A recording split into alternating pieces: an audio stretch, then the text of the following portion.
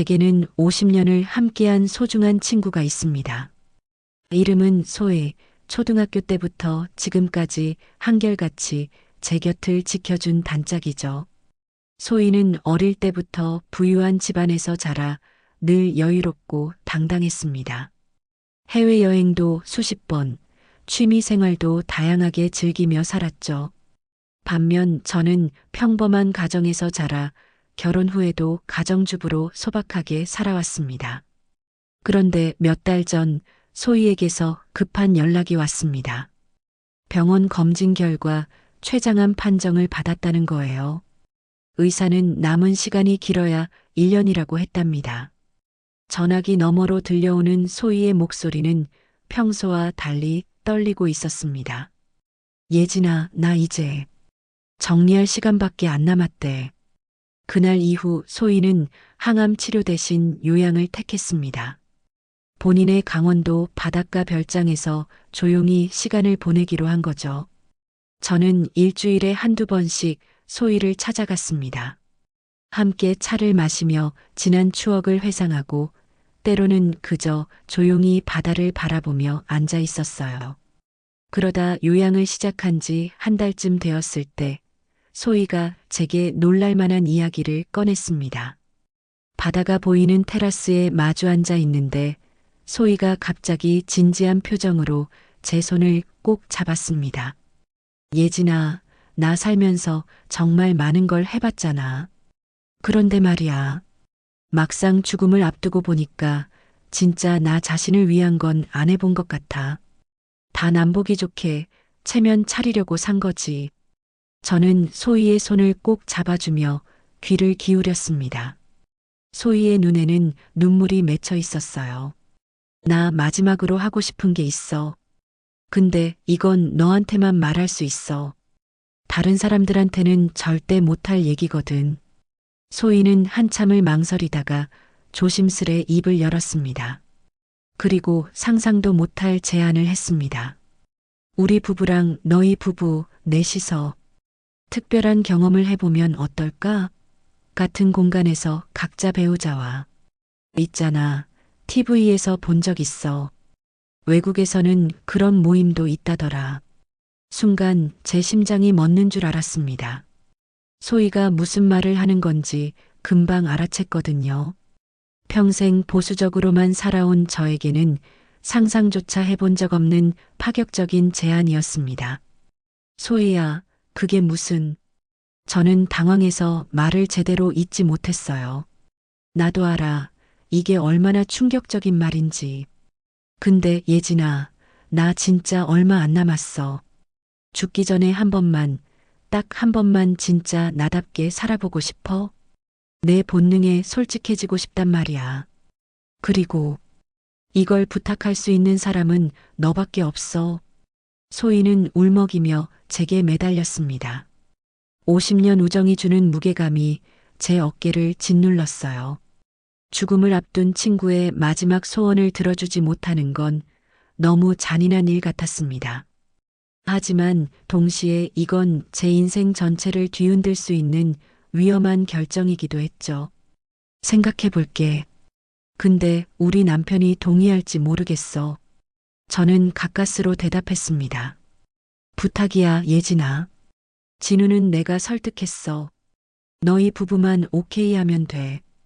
그날 밤 저는 집으로 돌아와 잠을 이루지 못했습니다.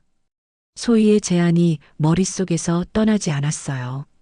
충격적이고 두렵기도 했지만 묘하게도 가슴 한구석이 두근거리고 있었습니다. 사실 저희 부부 관계는 오래전부터 식어 있었습니다.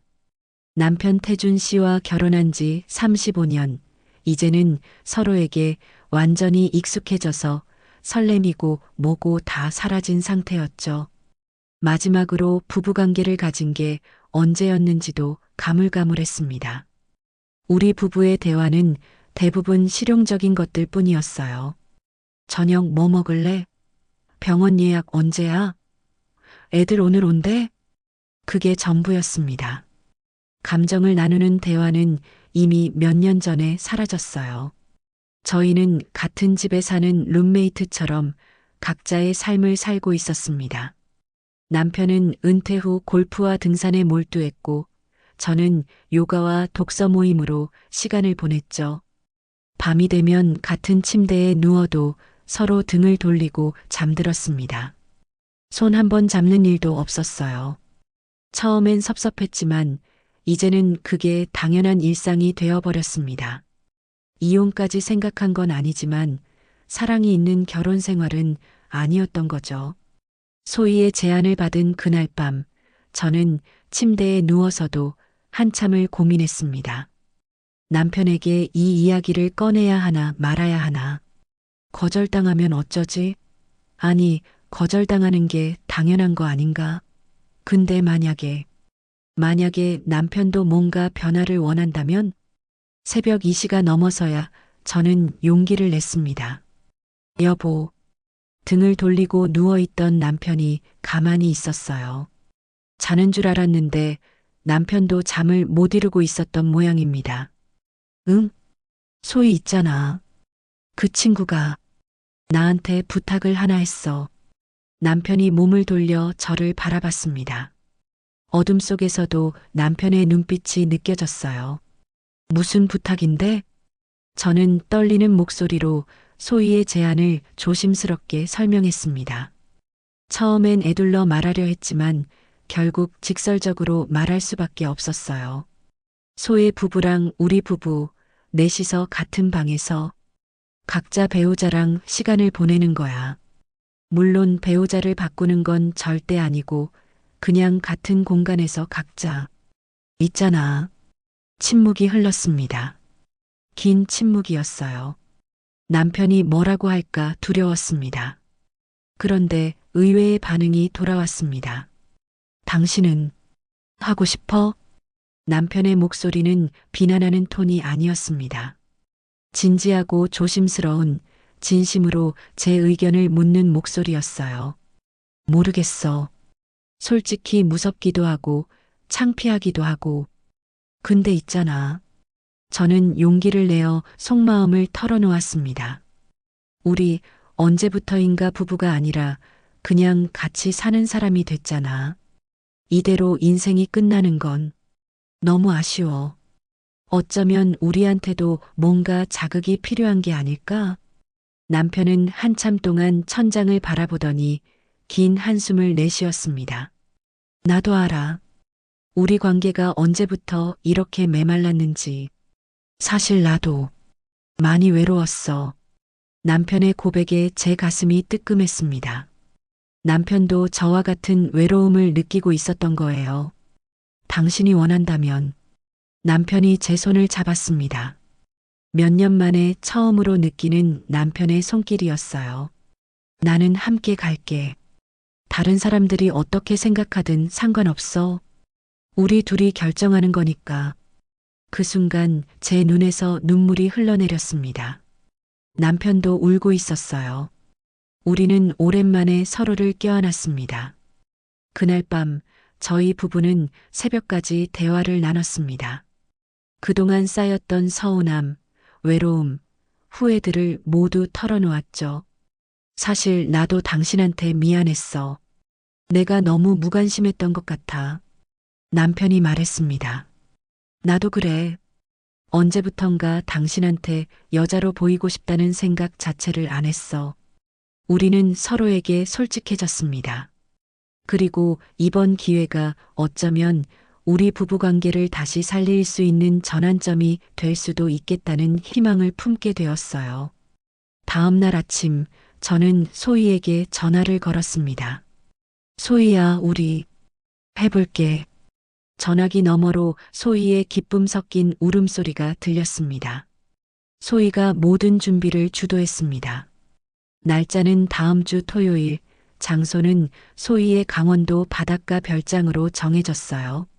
일주일이라는 시간이 주어졌지만 그 시간이 너무 빨리 지나가는 것 같기도 하고 또 너무 더디게 가는 것 같기도 했습니다. 남편과 저는 그 일주일 동안 이상하게 서로를 의식하며 지냈어요. 식사 시간에도 눈이 마주치면 어색하게 웃었고 TV를 보다가도 조금만 야한 장면이 나오면 괜히 어색해졌죠. 마치 연애 초기의 커플처럼 서먹서먹했습니다. 토요일 아침이 밝았습니다. 저는 평소보다 훨씬 신경 써서 준비했어요. 머리도 미용실에서 새로 손질하고 평소엔 입지 않던 예쁜 속옷도 새로 샀습니다. 남편도 면도를 깔끔하게 하고 향수까지 뿌렸더군요. 서로 말은 안 했지만 둘 다 긴장하고 있다는 걸 알 수 있었어요. 차를 타고 강원도로 향하는 3시간 동안 우리 부부는 거의 대화를 나누지 못했습니다. 라디오만 조용히 흘러나왔죠. 남편의 손이 운전대를 꽉 쥐고 있는 게 보였어요. 저도 가방 손잡이를 계속 만지작거렸고요. 별장에 도착하자 소희 부부가 현관에서 저희를 맞이했습니다. 소희는 예쁜 원피스를 입고 있었고 소희 남편 진우 씨는 깔끔한 셔츠 차림이었어요. 네 명 모두 어색한 미소를 지으며 인사를 나눴습니다. 어서 와, 예진아. 태준 씨도 오랜만이에요. 그러게요. 소희 씨, 얼굴이 좋아 보여요.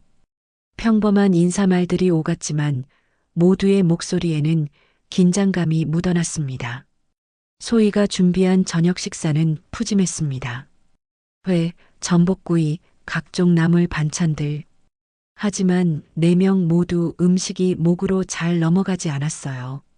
억지로 이런저런 이야기를 나누며 분위기를 풀려고 했지만 모두 마음속으로는 저녁 이후를 생각하고 있었죠. 식사 후 소희가 와인을 가져왔습니다. 긴장 풀라고 준비했어. 근데 너무 많이 마시면 안 돼. 정신은 또렷해야 하니까. 소희의 농담에 모두 어색하게 웃었습니다. 와인 한두 잔을 마시니 조금 편해지는 것 같았어요.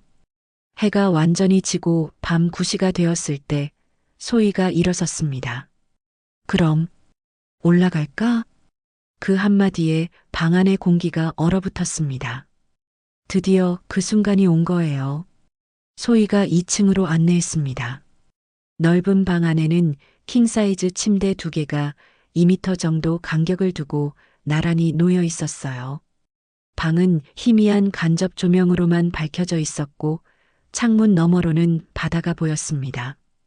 은은한 향초 냄새가 방 안을 채우고 있었죠. 오른쪽이 너희 침대야. 소희가 조용히 말했습니다. 네 사람은 각자의 침대 옆에 서서 서로를 바라봤습니다. 침묵이 흘렀어요. 누구도 먼저 움직이지 못했습니다. 소희가 먼저 입을 열었습니다. 있잖아. 우리 모두 너무 긴장한 것 같아. 억지로 할 필요는 없어. 그냥 편안하게 하자. 각자 배우자에게만 집중하는 거야. 우리끼리 약속은 딱 하나뿐이야. 절대로 배우자를 바꾸지 않는다. 알았지? 모두 고개를 끄덕였습니다. 그리고 중간에 불편하면 언제든 멈출 수 있어. 부담 갖지 마.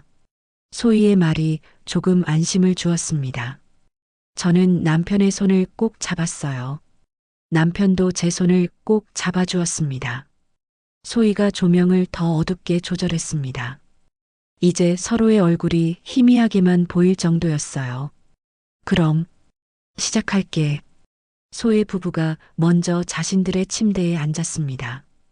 저희 부부도 따라서 침대에 앉았죠.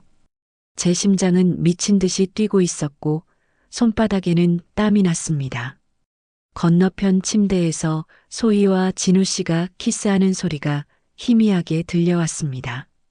그 소리가 묘하게 저희 부부를 자극했어요. 남편이 조심스럽게 제 어깨에 손을 올렸습니다. 괜찮아? 남편이 속삭였습니다. 응. 당신은? 나도 괜찮아. 우리 천천히 하자. 남편의 입술이 제 이마에 그리고 천천히 입술로 내려왔어요. 몇 년 만에 느끼는 남편의 키스였습니다. 남편의 키스는 조심스러웠습니다. 마치 처음 만난 연인처럼, 아니 신혼 때처럼 설레고 떨리는 키스였어요. 저도 눈을 감고 남편에게 반응했습니다. 오랜만에 느끼는 남편의 체온, 남편의 향기가 낯설면서도 반가웠죠. 남편의 손이 제 등을 쓰다듬었습니다. 그 손길이 30년 전 신혼 때처럼 뜨겁고 간절했어요. 저도 남편의 어깨를 끌어안았습니다. 우리는 서로에게 완전히 집중하려고 노력했어요. 하지만 옆 침대의 존재를 완전히 무시할 수는 없었습니다. 건너편에서 들려오는 낮은 신음소리, 침대가 삐걱거리는 소리, 거친 숨소리들, 그 소리들이 묘한 긴장감을 불러일으켰어요. 처음에는 부끄럽고 어색했습니다. 다른 사람들이 있는 공간에서 이런 일을 한다는 게 믿기지 않았거든요. 하지만 시간이 지날수록 그 소리들이 오히려 저희 부부를 더 자극하는 것 같았습니다. 옆 침대의 소리는 마치 허락처럼 느껴졌어요. 우리도 괜찮아. 우리도 솔직해져도 되라고 말해주는 것 같았죠. 억눌려 있던 본능이 서서히 깨어나는 걸 느꼈습니다. 남편도 점점 적극적으로 변했습니다. 평소에 무덤덤한 남편이 아니었어요. 제 몸을 탐하는 남편의 손길에서 오래전 잊고 있던 열정이 느껴졌습니다. 당신, 예쁘다. 남편이 속삭였어요. 그 한마디에 제 가슴이 뜨거워졌습니다. 몇 년 만에 처음 듣는 칭찬이었거든요. 저도 남편에게 솔직해졌습니다. 주저없이 남편을 끌어안고 키스하고 만졌어요. 나이 든 주부가 아니라 한 명의 여자로 돌아간 것 같았습니다. 방 안은 4명의 숨소리와 신음으로 가득 찼습니다. 각자의 침대에서 각자의 배우자와 함께하고 있었지만 같은 비밀을 공유한다는 유대감이 우리를 하나로 만들었어요. 희미한 불빛 아래 건너편 침대의 실루엣이 어렴풋이 보였습니다. 소의 부부도 열정적으로 서로를 껴안고 있었죠. 그 모습이 부끄럽기보다는 오히려 아름답게 느껴졌어요. 우리 모두 솔직한 욕망을 드러내고 있었으니까요. 시간이 얼마나 흘렀는지 모르겠습니다. 저는 몇 년 만에 느껴보는 강렬한 쾌락에 정신을 잃을 것 같았어요. 남편도 거친 숨을 몰아쉬며 저를 껴안았습니다. 당신, 고마워. 남편이 제 귀에 속삭였어요. 이런 경험을 함께 해줘서 저도 남편을 꽉 껴안았습니다. 눈물이 났어요. 행복한 눈물이었습니다. 절정에 이르렀을 때 저는 소리를 참을 수 없었습니다. 옆 침대를 의식해서 소리를 죽이려 했지만 입 밖으로 새어나왔어요. 건너편 침대에서도 소희의 신음소리가 들렸습니다. 4명의 숨소리가 하나의 리듬처럼 방 안을 가득 채웠습니다. 우리는 서로 다른 침대에 있었지만 같은 순간을 공유하고 있었어요. 그 일체감이 경험을 더욱 특별하게 만들었습니다. 절정이 지나고 나서 저와 남편은 땀에 젖은 채 서로를 끌어안고 누워 있었습니다. 남편의 심장 소리가 제 귀에 닿았어요. 남편도 저를 놓지 않고 계속 껴안고 있었죠. 사랑해. 남편이 말했습니다. 몇 년 만에 처음 듣는 말이었어요. 나도 사랑해. 저도 대답했습니다. 옆 침대에서도 소희 부부의 만족스러운 한숨 소리가 들렸습니다. 모두 말없이 각자의 여운을 즐기고 있었어요. 얼마나 시간이 흘렀을까요? 소희가 먼저 입을 열었습니다. 모두, 괜찮아? 응, 괜찮아. 제가 대답했습니다. 나도 좋았어. 진우 씨의 목소리도 들렸어요. 나도. 남편이 말했습니다. 방 안에 편안한 침묵이 흘렀습니다. 이상하게도 전혀 어색하지 않았어요. 오히려 깊은 유대감 같은 게 느껴졌습니다. 그날 밤 저는 남편의 품에서 몇 년 만에 가장 평화로운 잠을 잤습니다. 다음 날 아침 햇살이 방 안으로 쏟아져 들어왔습니다. 저는 남편의 팔베개를 하고 자고 있었어요. 눈을 뜨니 남편이 저를 내려다보며 미소 짓고 있었습니다. 잘 잤어? 남편이 물었습니다.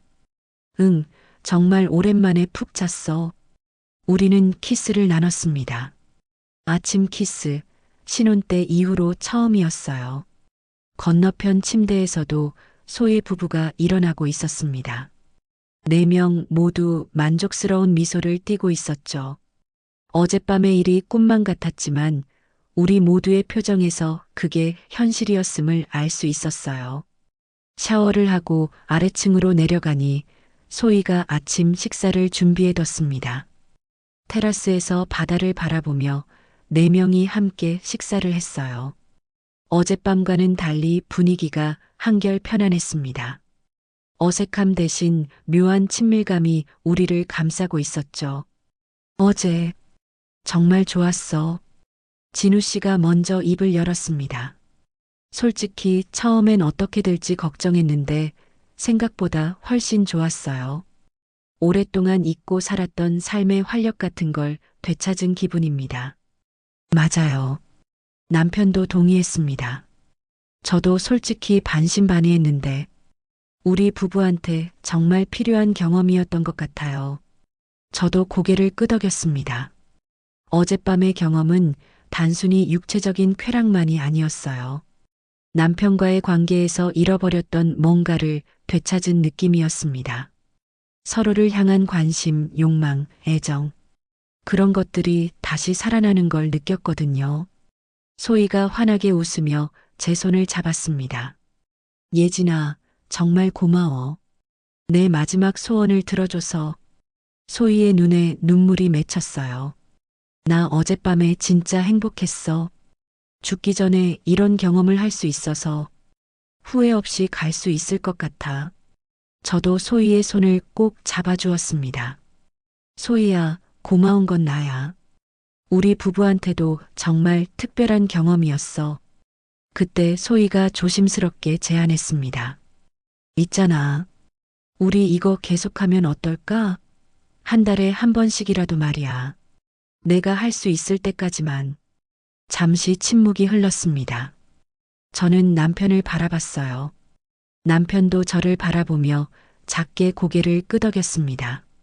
좋아, 소희야. 우리 계속하자. 그렇게 저희 네 명의 비밀스러운 정기 모임이 시작되었습니다. 첫 모임 이후 놀랍게도 저희 부부 관계는 완전히 달라졌습니다. 집으로 돌아온 그날부터 남편과의 대화가 늘어났어요. 남편은 저에게 더 관심을 보이기 시작했고, 저도 남편에게 더 신경을 쓰게 되었죠. 저녁 식사 시간에 남편이 물었습니다. 오늘 뭐 했어? 예전 같으면 형식적인 질문이었겠지만, 이제는 진심으로 궁금해하는 목소리였어요. 요가 갔다가 친구들이랑 차 마셨어. 당신은? 골프 치고 왔어. 그런데 당신 머리 바꿨어? 예쁜데? 남편이 제 외모에 관심을 보인 건 정말 오랜만이었습니다. 저도 남편에게 더 신경 쓰기 시작했어요. 남편이 좋아하는 음식을 해주고 남편의 이야기에 귀 기울였죠. 무엇보다 놀라운 건 부부로서의 친밀함이 되살아났다는 거예요. 일주일에 한두 번은 자연스럽게 서로를 찾게 되었습니다. 예전처럼 의무감이나 어색함이 아니라 진심으로 서로를 원하게 되었어요. 어느 날 밤 남편이 제 손을 잡고 말했습니다. 당신 요즘 더 예뻐진 것 같아. 얼굴에 생기가 돌아. 당신도 그래. 훨씬 젊어 보여. 우리는 웃으며 키스를 나눴습니다. 그리고 자연스럽게 서로를 끌어안았죠. 모든 게 예전과 달랐어요. 더 솔직하고, 더 열정적이고, 더 서로를 배려하게 되었습니다. 한 달 후 약속대로 네 명은 다시 별장에서 만났습니다.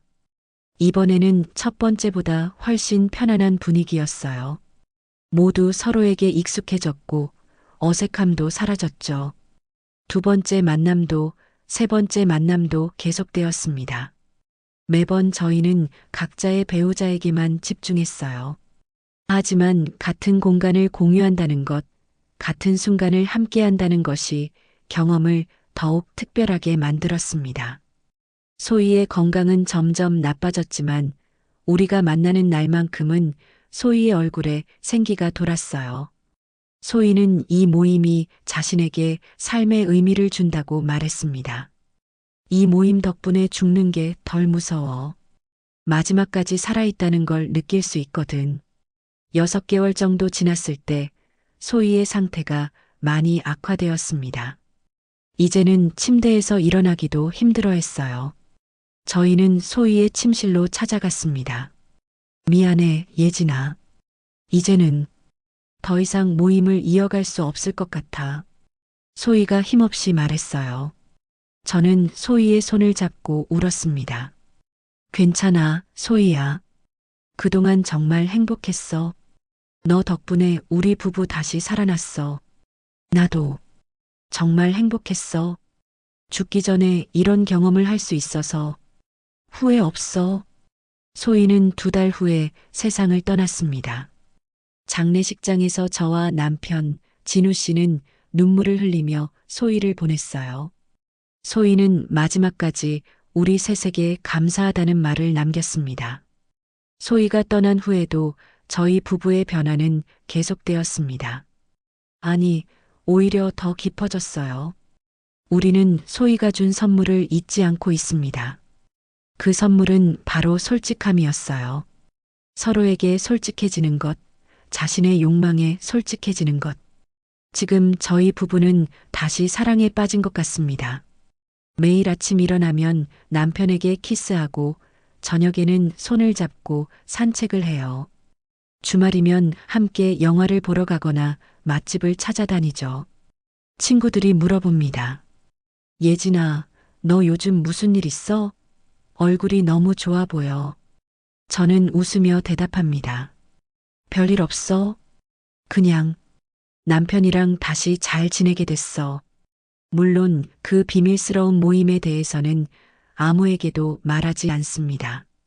그건 우리만의 특별한 비밀이니까요. 가끔 밤에 남편과 나란히 누워 있으면 남편이 제 손을 꼭 잡고 말합니다. 당신 그때 용기 내줘서 고마워. 덕분에 우리 다시 행복해졌잖아. 나도 고마워. 함께 해줘서. 우리는 키스를 나누고 서로를 끌어안습니다. 다른 사람들이 들으면 이해하지 못할 이야기일 겁니다. 비난받을 수도 있겠죠. 하지만 저희에게 이 경험은 인생의 전환점이었어요. 황혼의 나이에 잃어버렸던 자신을 되찾았습니다. 저는 다시 여자가 되었고 남편은 다시 남자가 되었어요. 소희가 남긴 마지막 편지가 생각납니다. 예진아, 우리가 함께한 시간은 내 인생에서 가장 솔직하고 아름다운 순간이었어. 죽음이 두렵지 않아. 나는 진짜 나로 살다가 가니까. 너도 앞으로 계속 솔직하게 살아. 사회가 뭐라고 하든 다른 사람들이 뭐라고 하든 상관없어. 내 인생은 내 거야. 행복하게 살아, 내 친구. 저는 소희의 말을 가슴에 새기고 살아가고 있습니다. 우리 부부는 이제 서로를 위한 시간을 더 많이 만들어요. 여행도 다니고 새로운 취미도 함께 시작했죠. 며칠 전에는 남편이 제게 프러포즈를 다시 했습니다.